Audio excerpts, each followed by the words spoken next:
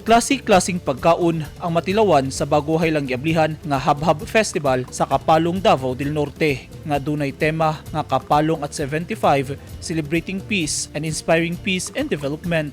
Usa ka semana ang selebrasyon nga ginadugok sa mga tawo adlaw man ug gabii. Gisaulog ang Habhab Festival aron mapasundayag ang kaabunda sa culinary heritage ug vibrant food culture sa Kapalong ug sa kasikbitining mga munisipalidad. Nagsilbi sab kini isip platform alang sa mga local food merchant ang mga delectable offerings ug pakiglambigit sa komunidad.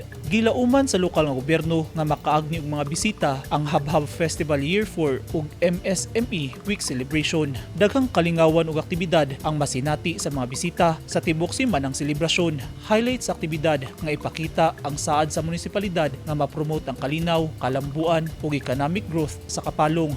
Giorganisa o gipangunahan ni Mayor Maria Teresa Timbol ug Vice Mayor Edgardo Timbol ang aktibidad kauban ang sangguniang kabataan members ug mga department ug section head sa lokal nga gobyerno. Eugene Hinutan, Newsline Philippines. Stay safe.